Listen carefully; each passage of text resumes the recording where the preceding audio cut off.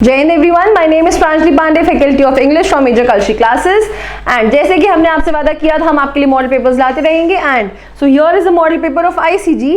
अब आपको क्या करना है, इन क्वेश्चंस को पढ़ना है और ऑनेस्टली आपको इवैल्यूएट करना है कि कितने क्वेश्चंस आपने सही अटेम्प्ट किए हैं और कितने क्वेश्चंस गलत। जो सही होंगे उसको आप कमेंट बॉक्स में क्या करेंगे बच्चों, कमेंट करेंगे। And it is not important कि अगर ये आईसीजी लिखा है तो सिर्फ आईसीजी वाले बच्चे ही कर सकते हैं। नेवी, एयरफोर्स, XYZ कुछ भी आपने एग्जाम करा हो, आप सारे ये क्वेश्चन देख सकते हैं, because these are the most expected और बहुत ही ज्यादा फ्रिक्वेंटली में पूछते हुए ये क्वेश्चंस हैं। क्या आपने भी देखा है भारतीय सेना में जाने का सपना? मेजर कल्ची क्लासेस करेगा आपके ऐसे हर सपने को साकार। जुड़िए हमारे ऑफलाइन क्लासरूम प्रोग्राम के साथ, जहां आपको मिलेगा एक्सपर्ट फैकल्टी टीम का guidance, best defence oriented books, बेहतरीन physical training, doubt counter facilities, special current affair की क्लासेस और मंथली यूनिट टेस्ट। आज ही लीजिए डायरेक्ट एडमिशन और पाएं 2000 का कैशबैक। अधिक जानकारी के लिए हमें कॉल करें 9696330033 पर और विजिट करें www.majorkulsiclasses.com पर। जय हिंद। आपको क्या करना है, ऑनेस्टली इन्हें अटेम्प्ट करना है और आंसर करना है। फाइन। सबसे पहले कॉम्प्रिहेंशन है और कॉम्प्रिहेंशन में हमें सबसे पहले क्या करना होता है, अपना क्वेश्चंस पढ़ना होता है, उसके बाद हम आएंगे कॉम्प्रिहेंशन के ऊपर। सो पहला क्वेश्चन क्या है हमारा, the farewell ceremony described in the passage is for the. वो जो फेयरवेल सेरेमनी डिस्क्राइब की गई है पैसेज में, वो किसके लिए है? Question number 2, before the writer attended the ceremony he she had thought. Writer के सेरेमनी अटेंड करने से पहले उसने क्या सोच रखा था या क्या उसका थॉट था? Question number 3, what was the farewell present. Farewell present क्या था? There was a farewell ceremony on her last day at her school. उसकी आखिरी दिन का स्कूल में क्या था, फेयरवेल सेरेमनी रखी गई थी। To which my parents and I were invited, जिसमें उसके पेरेंट्स और वो स्वयं इन्वाइटेड थी। It was a touching ceremony in a solemn kind of way. वो एक बहुत ही इमोशनल सेरेमनी थी, in a solemn in the sense very serious kind of way. The city corporation sent a representative. City corporation ने एक representative भेजा था और वैसे ही किया था the two main political parties ने भी। There were many speeches and my grandmother was garlanded by a girl from every class. बहुत सारी स्पीचेस हुई और मेरी ग्रैंडमदर को क्या किया गया, माला पहनाया गया एक गर्ल के द्वारा फ्रॉम हर क्लास। मतलब हर क्लास की एक एक लड़की ने क्या किया, माला पहनाया, गार्लैंड किया। किसको? ग्रैंडमदर को। Then the head girl, a particular favourite of hers. फिर एक हेड गर्ल जो पर्टिकुलर फेवरेट थी किसकी? ग्रैंडमदर की। अनवील्ड द फेयरवेल प्रेजेंट, उन्होंने क्या किया, ओपन किया, सबके सामने उसको दिखाया। The girls had bought for her by subscription, जो सब्सक्रिप्शन के थ्रू लाया गया था गर्ल्स के द्वारा। It was the large marble model of the Taj Mahal. Now if you remember, हमारा एक क्वेश्चन था कि फेयरवेल प्रेजेंट क्या था। So here is the answer to it. So ये हमारा क्या हो जाता है, ये हमारा बेनिफिट हो जाता है कि जब हम क्वेश्चंस पढ़ लेते हैं तब हमें बार बार स्क्रॉल करके क्वेश्चन आंसर फाइंड करने की जरूरत नहीं पड़ती। So while going through the comprehension हमको क्या होते जाते हैं, आंसर्स मिलते जाते हैं। तो क्या था वो, एक मॉडल था किसका? ताजमहल का। It had a bulb inside and could be lit up like a table lamp. उसके अंदर क्या था, एक बल्ब था और वो कन्वर्ट हो सकता था, एक टेबल लैम्प की तरह भी उसको लिट किया जा सकता था। My grandmother made a speech too. मेरी ग्रैंड मदर ने भी स्पीच दी थी, मगर she couldn't finish it properly. वो उसको फिनिश नहीं कर पाई, किन कारणों की वजह से? For she began to cry before she got to the end of it। और वो क्या करने लगी थी, उसको खत्म करने से पहले ही वो इमोशनल हो गई थी, वो रोने लगी थी। And stopped to wipe away her tears, और फिर वो बीच में रुक गई, किस लिए? अपने टीयर्स को वाइप करने के लिए। It turned away when she began dabbing at her eyes with a huge green। I turned away when she began dabbing at her eyes। वो अपने आईज को डैब कर रही थी with a huge green handkerchief and discovered to my surprise, और मेरे surprise में हमने क्या डिस्कवर किया, that many of the girls sitting around me were wiping their eyes too। So सिर्फ वो नहीं रो रही थी, बाकी लड़कियां भी क्या कर रही थी, वो भी क्राई कर रही थी। I was very jealous। Now here he's very jealous about it, he, she, whatsoever। I remember, मुझे याद है, I had always taken it for granted that it was my own special right to love her। अभी तक इसको क्या लग रहा था कि ये सिर्फ उसका हक है अपनी ग्रैंड मदर को प्यार करना। But I did not know how to cope up। cope का मतलब हो जाता है how to cope with the discovery। cope का मतलब हो जाता है अब हम ये कैसे सहें with the discovery that my right had been infringed by a whole school। कि ये जो उसका हक था कि वो ही सिर्फ प्यार कर सकता है अपनी ग्रैंड मदर को, ये पूरे स्कूल ने क्या कर दिया था, इसके ऊपर अपना हक जमा रखा था। चलिए अब हम अपने क्वेश्चंस की तरफ बढ़ते हैं बच्चों। Question number 1, the farewell ceremony described in the passage is for the. वो जो फेयरवेल सेरेमनी डिस्क्राइब की गई है पैसेज में, वो किसके लिए है? Author's mother used to teach at school. Author's mother के लिए नहीं था, mother of head girl teaching at school, वो मदर ऑफ हेड गर्ल जो स्कूल में पढ़ाती थी, बिल्कुल नहीं। Grandmother of head girl की ग्रैंड मदर नहीं थी। Grandmother of the author who used to teach at school, grandmother किसकी, ऑथर की जो स्कूल में पढ़ाती थी। सो हमारा आंसर क्या हो जाएगा, फर्स्ट का डी। अभी देखिए हमको बार बार स्क्रॉल करने की जरूरत नहीं है क्योंकि पैसेज हमारे दिमाग में है और उसी पैसेज के बिहाफ पे हम क्वेश्चन का आंसर आराम से कर पा रहे हैं। Question number 2, before the writer attended the ceremony he she had thought, writer ने जब सेरेमनी अटेंड की थी उससे पहले उसके थॉट्स या उसके विचार क्या थे। He she was the only child who loved her grandmother, वो सिर्फ एक अकेला बच्चा था जो अपनी ग्रैंड मदर से प्यार कर सकता था। All the girls in the school loved her grandmother, सारी लड़कियां प्यार करती थी। Only few girls in the school loved her grandmother, सिर्फ कुछ लड़कियां करती थी। यहाँ पे होना चाहिए only a few। Only his parents love, सिर्फ उसके पेरेंट्स लव करते थे उसकी ग्रैंडमदर से। सो हमारा आंसर बच्चों क्या हो जाएगा, second A will be the correct answer. He was the only child who love his और her grandmother. Question number 3, Now, what was the farewell present? बच्चों farewell present क्या था? As we all know, model of the Taj Mahal. Farewell present हमारा क्या था? Model of the Taj Mahal. First हमारा word क्या दिया हुआ है? Rectify. यहाँ पे हम rectify कर देते हैं इसको। So the question is rectify. अब बताइए इस rectify का मतलब क्या हो जाता है? To build, किसी चीज को बनाना। Demolish, demolish करना। Demolish का मतलब होता है to destroy something. किसी चीज को क्या कर देना? बर्बाद कर देना। Destroy, demolish. करेक्ट, करेक्ट का मतलब किसी चीज को सही करना। टू कमांड का मतलब किसी चीज पे अपना हक जमाना या उसको कमांड करना।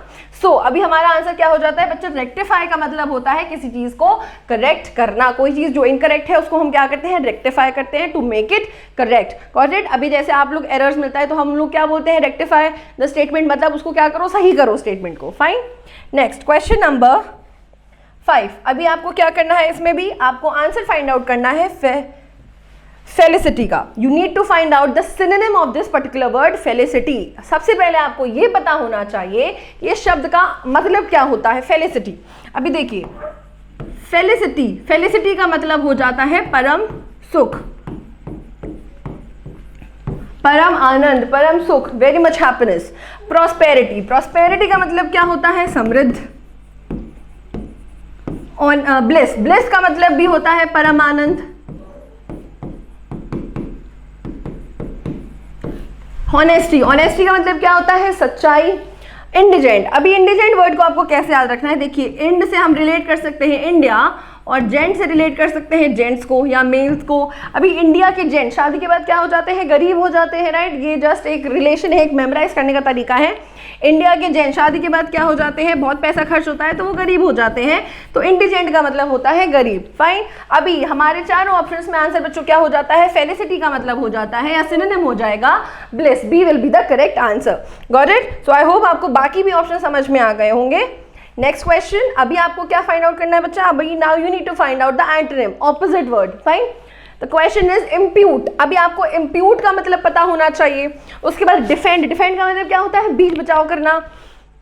स्टार्टल, अभी स्टार्स को देख के हम क्या हो जाते हैं, छोटे बच्चे हैं उन्होंने पहली बार स्टार्स को देखा है तो वो क्या हो जाएंगे, बहुत सरप्राइज हो जाएंगे। तो स्टार्टल का मतलब होता है आश्चर्यचकित रह जाना या फिर सरप्राइज्ड हो जाना। फाइन, डिफेंड का मतलब बीच बचाव करना। क्विवर का मतलब क्या होता है, देखिए क्विवर का मतलब होता है कांपना, टू शेक। क्विवर का मतलब होता है कांपना। पाइनियर का मतलब क्या होता है, देखिए पाइनियर का मतलब होता है, या पाइनियर को आप रिलेट कर सकते हो, पहला कोई भी चीज या कोई भी ऐसा इंसान जो प्रारंभिक हो। Pioneer, got it. Now defend, startle, quiver, pioneer, हमें सबका मतलब पता चल गया है, बट अभी जो वर्ड है हमें उसका मतलब जानना है। अब इसको आप कैसे ब्रेक कर सकते हो, आई एम पुट। अभी आई एम पुट का मतलब क्या हो गया, हम तुम पे लगा रहे हैं। अब हम आप पे क्या लगा रहे हैं, अब हम आप पे ब्लेम लगाने की कोशिश कर रहे हैं। I am putting it on you, right. तो अब आप इम्प्यूट को कैसे कर सकते हो, I am putting what, blame या अक्यूज। तो इम्प्यूट का मतलब क्या होता है, ब्लेम लगाना, किसी पे आरोप लगाना। सो अब इसका ऑपोजिट क्या हो जाएगा? डिफेंड। डिफेंड का मतलब क्या था बच्चों? बीच बचाव करना, राइट? सो इम्प्यूट का एंटोनिम क्या हो जाएगा? Defend will be the correct answer. Got it? I hope आपको इम्प्यूट का वर्ड पता चल गया होगा। Impute, I am putting it on you, क्या? ब्लेम, अपना आरोप। अभी ये क्या करते हैं, आप कुछ गलत करते हैं तो आप अपने छोटे भाई बहन पे लगाने की कोशिश करते हैं ना, नहीं इसने किया, so that is your blame. Okay, I hope आपको समझ में आ गया होगा बाकी सारे ऑप्शंस भी। Moving to the next question, one word substitution. One who lacks professional skill or expertise. कोई ऐसा इंसान जो निपुण ना हो, जो दक्ष ना हो, जो प्रोफेशनल स्किल क्या करता हो, जिसके अंदर कमी हो स्किल की, तो उसको आप क्या बोलते हैं? देखिए हमारे पास ऑप्शंस है एमेच्योर, एंटीडोट। अभी एंटीडोट का मतलब क्या होता है? एंटीडोट का मतलब होता है जहर नाशक। एंटीडोट का मतलब क्या होता है? जहर नाशक। अ मेडिसिन टू क्योर या to reduce the effect of poison, that is antidote. Altruist, altruist क्या होता है? A person who works or lives for the welfare of others, जिसको आप और क्या बोल सकते हो? परोपकारी। बच्चों ये सारे वन वर्ड सब्स्टिट्यूशन में आ सकते हैं, राइट? तो आपको सबके मीनिंग पता होने चाहिए। अथीस्ट, अथीस्ट कौन होता है? नास्तिक। One who does not believe in the existence of God। Question एक है, ऑप्शंस 4 है और चारों के ही ऑप्शंस क्या हो जाते हैं? जरूरी हो जाते हैं। So here we are left with this answer, amateur, one who lacks professional skill और expertise, उसको हम क्या बोलते हैं? amateur बोलते हैं। फाइन। और जो निपुण होता है, जो दक्ष होता है, आप उसको क्या बोलते हो? adept बोलते हो। ये क्या है? ये एक adjective है बच्चा, ठीक है? कोई ऐसा इंसान जो क्या हो? निपुण हो या दक्ष हो, आप उसको क्या बोलोगे? adept। and here it is amateur, one who lacks professional skill or expertise। got it? next question number 8। अभी क्या मिल गया है? idioms और phrases। अ वाइट एलिफेंट, अभी समझते हैं। वाइट एलिफेंट बहुत बड़ा होगा और वाइट एलिफेंट का कोई काम भी नहीं होगा, कॉस्टली तो हो गए बट यूजलेस भी होगा। सो यूजफुल मटेरियल, यूजलेस नहीं है। वेरी ह्यूज आइटम, यूज्ड है बट उसके अलावा भी बेटर ऑप्शंस है। एक्सपेंसिव है बट यहाँ पे हमको दोनों मिल जाते हैं, costly and useless possession. Fine. So हमारा आंसर क्या हो जाता है बच्चा? वाइट एलिफेंट मतलब कॉस्टली और useless possession. Fine. Misspelled, अभी आपको क्या करना है? आपको wrong spelled word find out करना है। चारों ऑप्शंस को पढ़िए एंड फाइंड आउट कि इसमें से किसका स्पेलिंग गलत है। अप्रेज, बच्चों अप्रेज का मतलब क्या होता है? अप्रेज का मतलब होता है मूल्यांकन करना या टू इवैल्यूएट समथिंग। वो कहते हैं कि बैटल ग्राउंड में वार वही जीतता है जो सही स्ट्रैटेजी से फाइट करता है। ठीक वैसे एग्जाम वही क्रैक करता है जो एक्यूरेट प्लानिंग के साथ प्रिपरेशन करता है। तो 15 साल के वर्स्ट एक्सपीरियंस के आधार पे हमने डिजाइन किया है फौज के एग्जाम को क्रैक करने का एक किलर प्लान, जिसके माध्यम से आप घर बैठे सिक्योर कर सकते हैं सेना के किसी भी एग्जाम में मैक्सिमम मार्क्स। तो एमकेसी के ऑनलाइन कोर्स में आपको मिलेगा recorded lecture 24/7, teaching plan, chapter wise e notes, daily live classes, daily assignment, study material, interactive classes, doubt counter, daily quiz, online test, 1-to-1 guidance, exam oriented tips और daily current affair. 4.8 के Google play store की rating के साथ defence assessment की पहली पसंद। So what you are waiting for? अभी download कीजिए एमकेसी लर्निंग ऐप अपने गूगल प्ले स्टोर से और बुक कीजिए अपनी free demo class. Comments, comments का मतलब क्या होता है? किसी चीज की शुरुआत करना, to start something. Commence means to start something। अभी I am telling the meaning also of these words कि by chance अगर ये शब्द कभी आपको मिल जाए तो इसका अर्थ आपको पता होना चाहिए। फाइन। बिहेवियर, बिहेवियर का मतलब क्या होता है? उसका तरीका, उसका मैनर।